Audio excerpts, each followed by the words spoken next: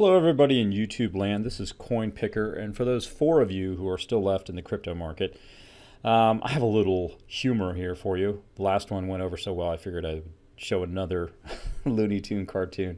That was pretty funny. Here we go. If it'll work for me. One more time. Let me get it going here. Ask a silly question, get a silly answer. Okay, hold on here. Here we go. That is what everybody feels like now from the market.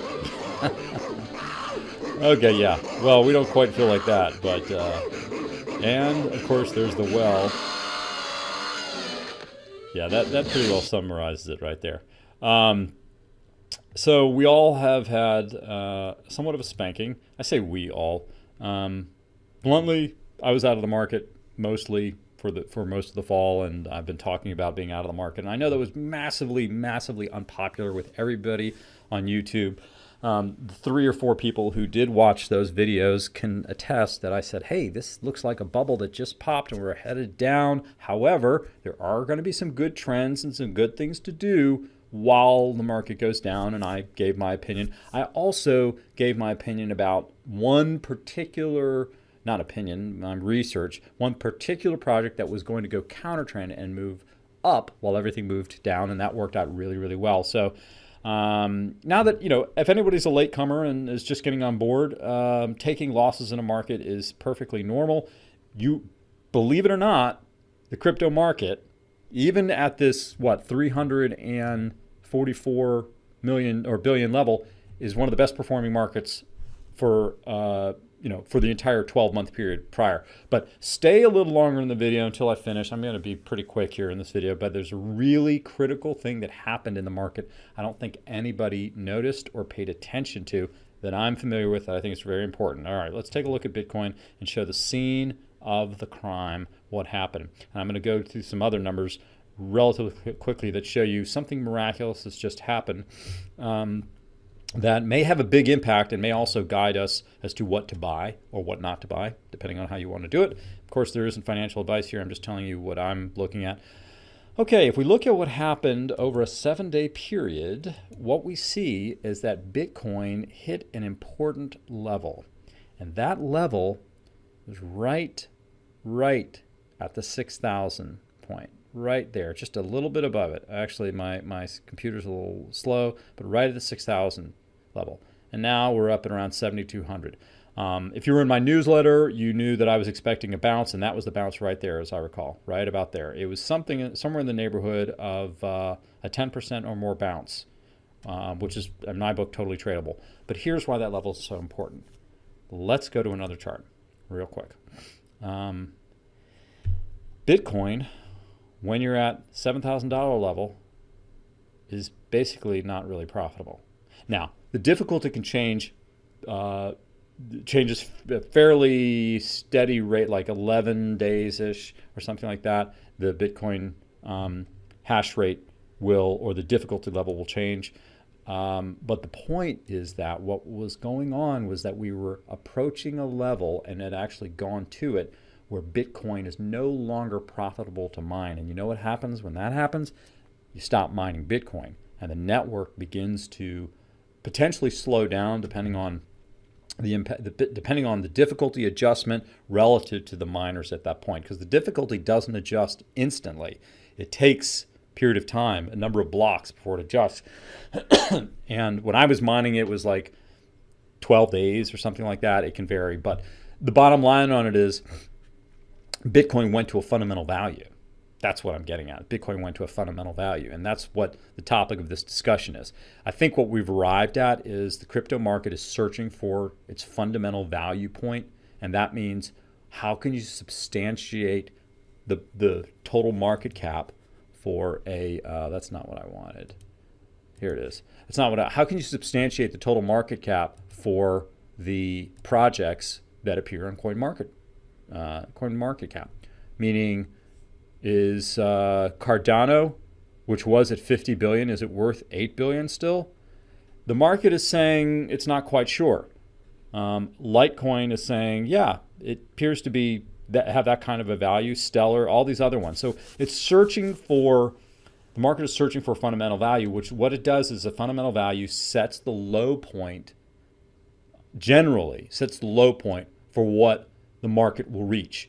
Now, in the commodity market and in the stock market, very often in a downtrend, you blow by that low point, you go below the fundamental value of a company. In fact, in the stock market, you can, every now and then, it doesn't happen all that often, but you can run across a company that has more money in their checking account than their total market cap.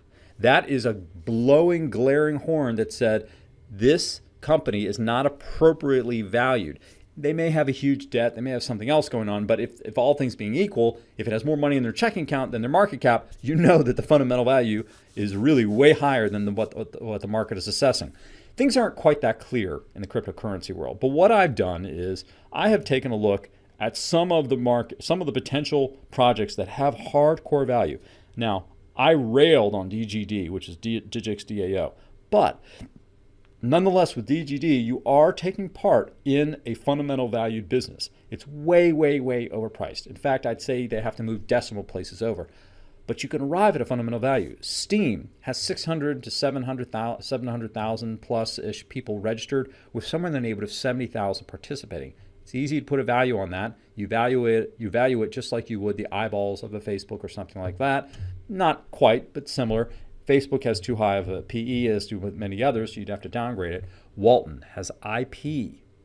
VeChain has some IP. Litecoin has use cases. Litecoin is soon to be the only cryptocurrency that I am aware of, perhaps somebody can correct me, that has direct translation into fiat. So that has value. Ethereum, of course, is the basis of most of the tokens.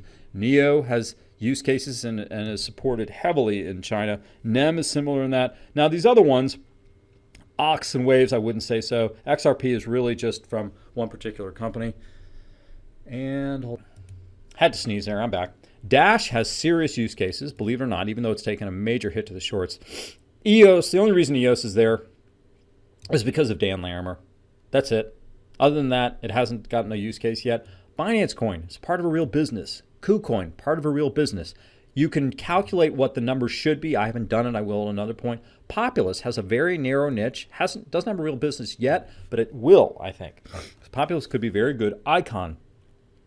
Good projects already going, good partnerships. Monero, definitely used as a means of transporting money or moving money for people who want to maintain their anonymity. BitShares, I put that in there because I like BitShares, but BitShares has mild use cases. It has a peg to the dollar with some of its currencies. BitBay, it's kind of a long shot on BitBay, but it does have use case. It does have sort of an eBay version. Substratum, absolute specific use case. They haven't gotten it live, and they may not, but who knows? But a definite specific use case and a fundamental value.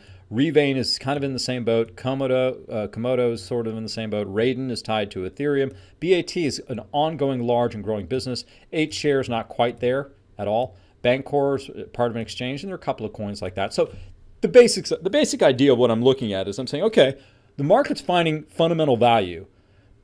That means a lot of projects are going to go down a lot farther. Several other are going to rise because they may be going to below fundamental value. And one of the things that I came up with, that I pointed out of this video, was that Bitcoin bounced down right at or below a fundamental value. When it starts going below $6,000, which it may well do, I'm not saying it's not going to do it. I'm not going to look at that right now because I think my video is getting a little long.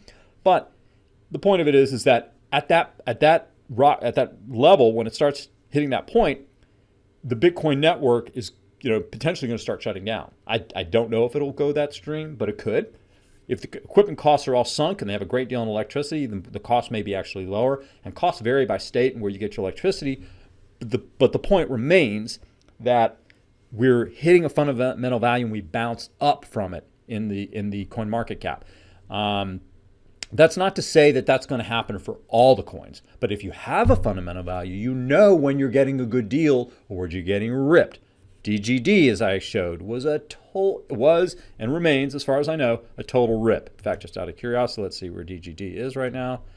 If those of you who saw that video, my previous video, you know what I was talking about, where I was just saying basically anyone paying $220 to get, 7/100ths of a cent back. Okay, it's continued to drop. I think its fundamental value is really, really far lower than this.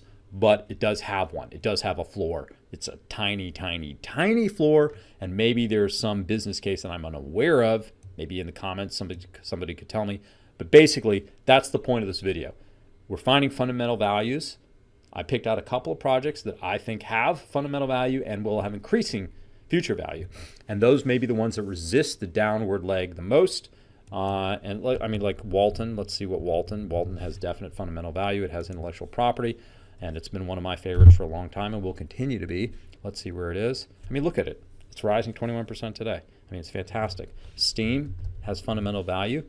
I've actually been a little bit surprised that Steam doesn't show better stability and reverse beta than it does because of the number of participants in Steam. However, it does have strong fundamental value. Okay, it's doing okay, but really not the kind of performance I would like to see. But you get the idea. You get the idea. That's what I wanted to present today. So go ahead and click subscribe, please, and hit the like button. And then, of course, go to my my site here, coinpicker.us, and I want to show something really quick. This is kind of important that I track for the premium subscribers, and I've been showing it on YouTube for a little while. I'm going to have to make an improvement because I'm not satisfied here. We are looking at the premium analysis, and we'll see what the trend. It says we still have a way to go down. I don't know that I necessarily buy that strictly, but we still have a way to go down. We did get that pop up here, which looked pretty good, but we still have a way to go down. So that is coinpicker.us signing out, and I will talk to you tomorrow.